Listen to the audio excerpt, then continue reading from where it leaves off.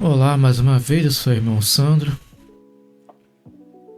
Meu irmão, minha irmã, vamos abrir o coração para a palavra de Deus, né? Mais uma palavra de salvação em Mateus 9, do 14 ao 26. Antes de entrarmos no sermão propriamente dito, precisamos entender o chão histórico, né, desse texto, né? O Evangelho de Mateus, ele foi escrito por Mateus, né, também chamado Levi, o publicano que foi chamado por Jesus, né, para segui-lo. Ele escreveu principalmente para judeus, né, mostrando que Jesus é o Messias prometido no Antigo Testamento. O contexto histórico é o primeiro século, sob o domínio, né, do Império Romano, no ambiente religioso, marcado por tradições rigorosas, especialmente dos fariseus. O gênero literário é narrativo, né, o evangelho, né, relato histórico teológico da vida de Jesus, da vida e do ministério, né, de Jesus. Antes desse trecho, vemos Jesus chamando Mateus e sendo criticado por comer com publicanos e pecadores. Depois ele envia os discípulos e continua revelando sua autoridade sobre enfermidades e demônios. Bom, agora sim, né, vamos ao texto principal, né? Imagine a cena, né, que nós vamos tratar aqui desse texto. Um ambiente de tensão religiosa,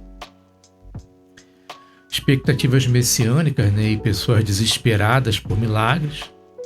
De um lado, religiosos preocupados com rituais. De outro, pessoas quebradas, né, precisando de socorro. E no centro de tudo, Jesus, revelando que o reino de Deus não é um sistema religioso, mas uma novidade de vida. Estamos diante de um texto escrito por Mateus, né?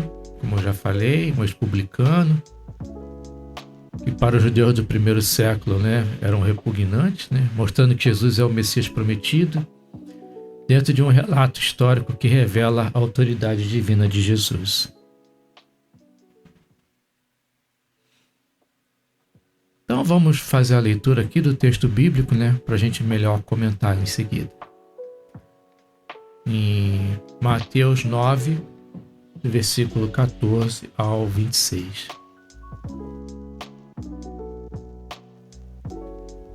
Então vieram a ele os discípulos de João, dizendo: Por que jejuamos nós, os fariseus, muitas vezes, e os seus discípulos não jejuam?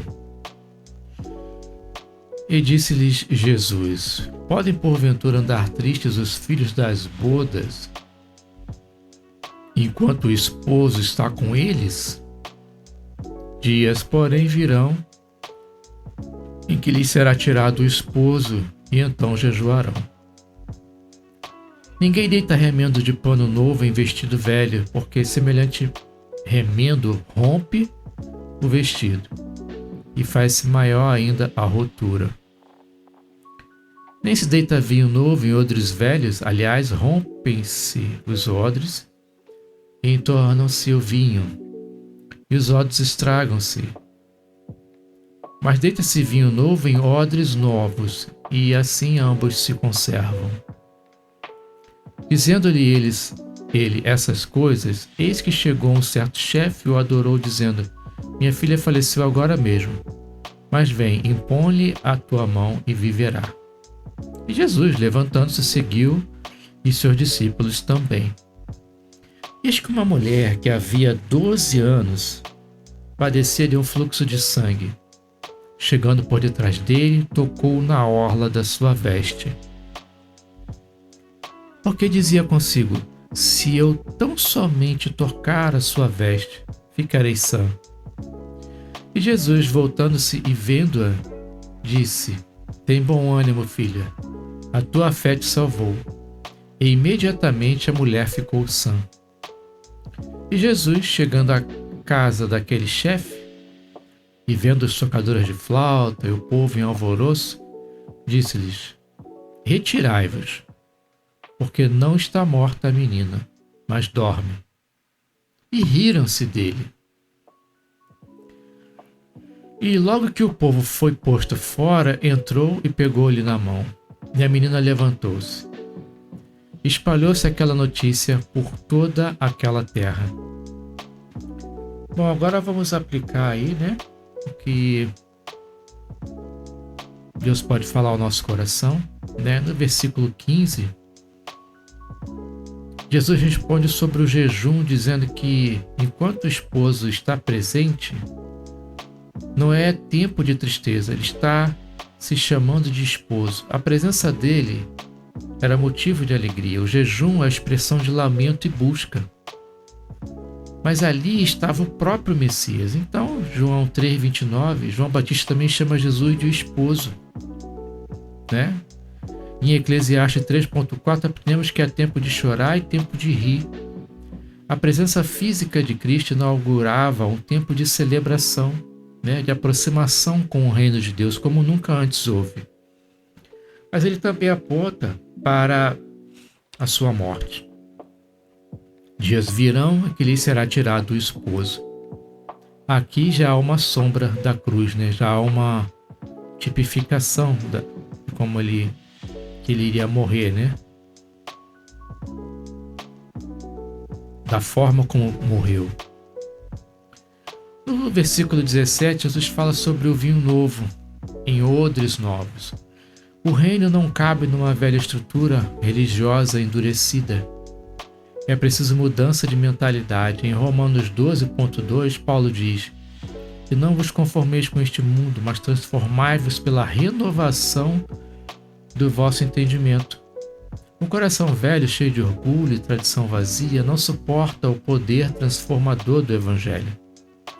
Quem quer receber o reino precisa se esvaziar do que não pertence a Deus, né? E era também um aspecto comum dessas garrafas de vinho de couro, né? Porque o vinho novo, conforme ele vai fermentando, ele expande, né? Ele se expande. E a garrafa ficava fechada, bem vedada, né? Então,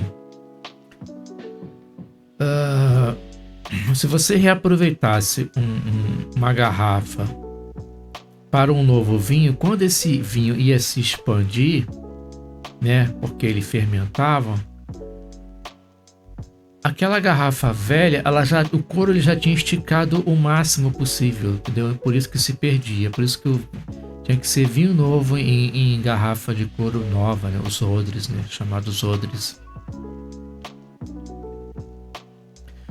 No versículo 22, vemos a mulher do fluxo de sangue, 12 anos sofrendo, isolada, considerada impura, segundo a lei, né? Mas ela crê, ela diz: "Se eu tão somente tocar."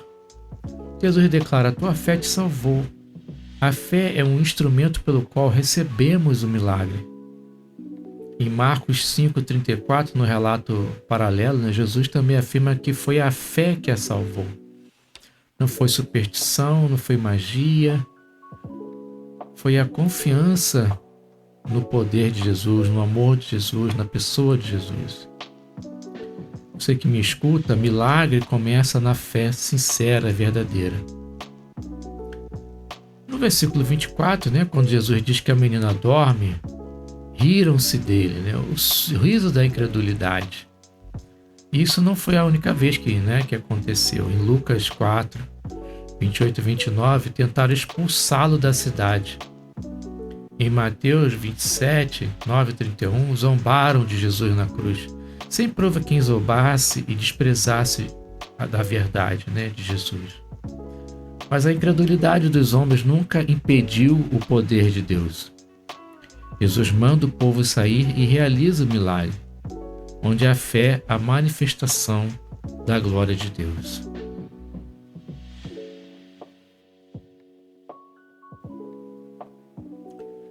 Perceba a progressão, né, que temos no texto. Primeiro, uma discussão sobre religiosidade, depois uma mulher considerada impura, por fim uma menina morta. Jesus mostra autoridade sobre tradições religiosas, sobre doenças crônicas e até sobre a morte. Ele é Senhor sobre tudo. Agora eu falo com você que está ouvindo esta mensagem Talvez você esteja preso a uma religiosidade vazia, como os fariseus. Talvez esteja sofrendo há anos, como aquela mulher.